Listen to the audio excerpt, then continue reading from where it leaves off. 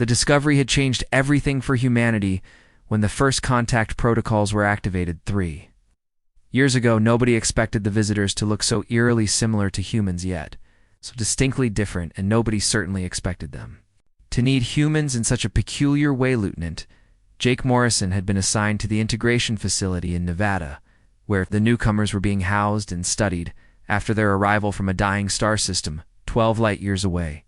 The Zerethians, as they called themselves, were a species of survivors fleeing their frozen homeworld after their sun began its slow death. He looked almost human, tall, elegant, with skin that shimmered faintly under certain lights.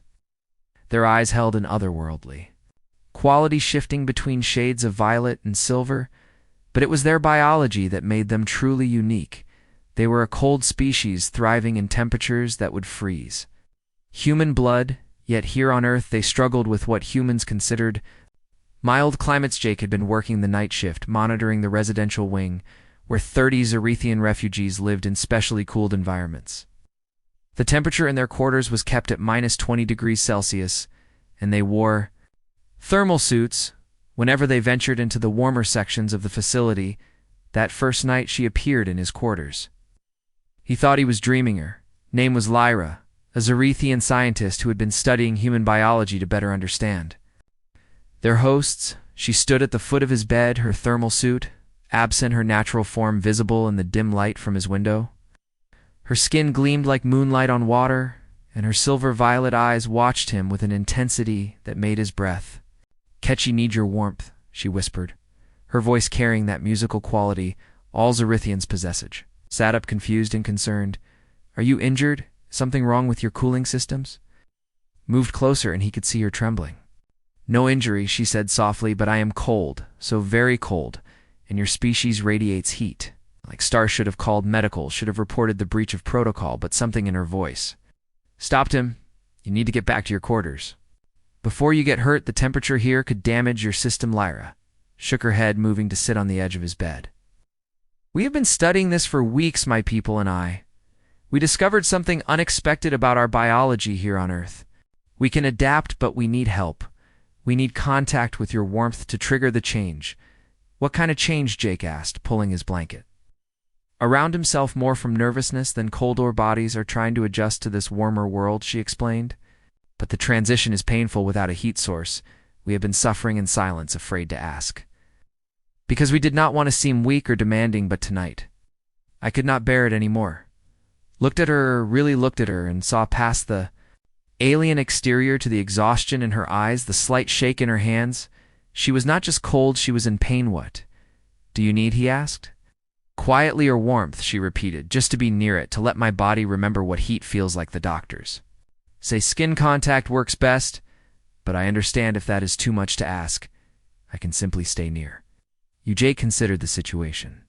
He had been trained in first contact protocols and cultural sensitivity in maintaining professional boundaries, but he had also been trained in basic compassion. And right now, he was looking at someone who was suffering. "Come here," said, moving over in his bed and lifting the blanket. I hesitated for only a moment before sliding under the covers beside him. The contrast was immediate. Her skin felt like touching ice packs, but as she pressed close to him, seeking his warmth, he felt her gradual relaxation. "Ow." The trembling slowly easing. "This is better," she whispered, "much better." They lay there in silence for a while, Jake hyper-aware of every point of contact, her head resting against his shoulder, her arm across his chest, her legs tangled with his. He could feel his body heat flowing into her, could sense her cold slowly moderating. "Well, did you not tell anyone," he asked finally, "that you were all suffering like this?" "Perhaps," she murmured. "Or fear. We are refugees, Jake, dependent on your people's kindness.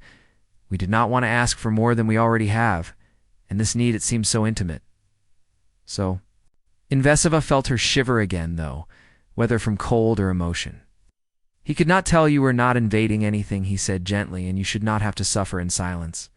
Over the following weeks, it became their routine. Lyra would slip into his quarters after lights out, would slide into his bed seeking the warmth her body craved. They would talk sometimes for hours about their different worlds, about science and art, about hopes and fears.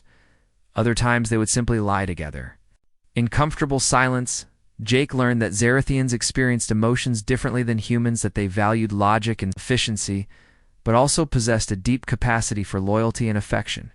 He learned that Lyra had lost her family when their world began to freeze, that she carried guilt for surviving.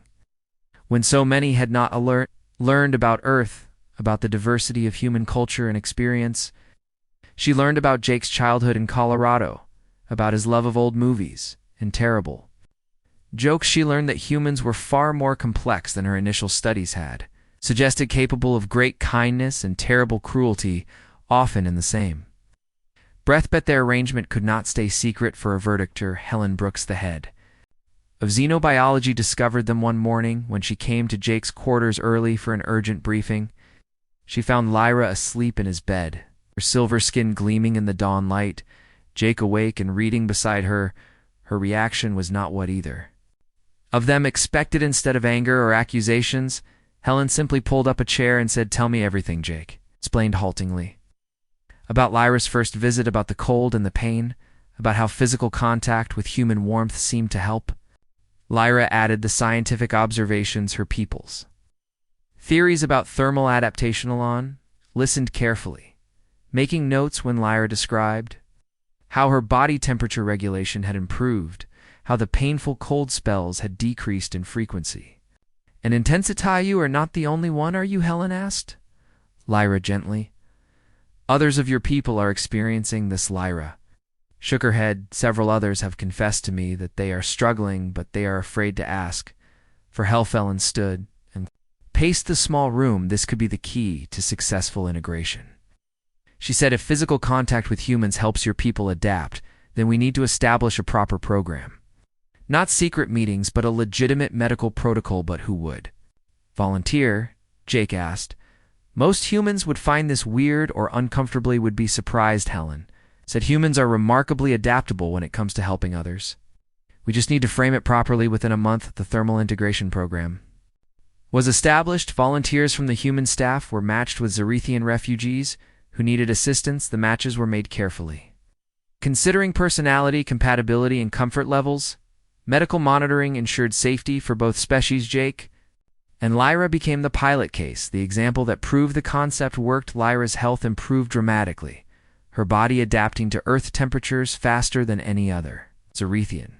The doctors theorized that consistent exposure to human body heat triggered biological changes that helped her species adjust. About something else was changing too. Jake found himself thinking about Lyra constantly when she was not with him, found himself looking forward to the nights when she would slip into his bed, not just because he was helping her, but because he genuinely enjoyed her presence. Her quick mind, her dry humor, the way she saw the world through such a different lens. Lyra felt it to the growing attachment that went beyond simple gratitude. She found herself watching for Jake during the day, memorizing the details of his expressions, learning to read his moods. She had not expected to feel this way about anyone, especially not an alien, from a world so different from her own. The word. Sitting in the facility garden one evening, watching the sunset, when Lyra finally spoke what she had been thinking for weeks, "I think I am falling in love with you," she said quietly, "and I do not know if that is allowed." Jake turned to look at her, at the way the fading light caught in her hair, at the vulnerability in her icy think. "I am falling in love with you too," he admitted, "and I do not care if it is allowed or not." Their first kiss was tentative, experimental. Her lips were cool against his butt, softened quickly in the warmth of his mouth. When they pulled apart, she was smiling, that rare, full smile he had only seen a handful of times. Facility administrators were less enthusiastic about this development. Commander Patricia Hughes called them both into her office, her expression stern. "The thermal integration program is medical protocol," she said firmly, "not a dating service." "With respect, Commander," Jake replied, "this started as medical necessity, but feelings do not follow protocols." Lyra added, "We understand if this complicates things, but we are not willing to pretend these feelings do not exist." Patricia studied them both for a long moment before sighing. "The world is changing," she said finally. "We have aliens living among us, humans, and Zarathians working together. What is one more impossible thing?" She leaned forward, but you both need to understand the scrutiny. This will bring the questions and concerns. Understand, Jake said, reaching for Lyra's hand over the next year, Jake. And Lyra navigated the complexities of an interspecies relationship, the cultural differences, the biological quirks,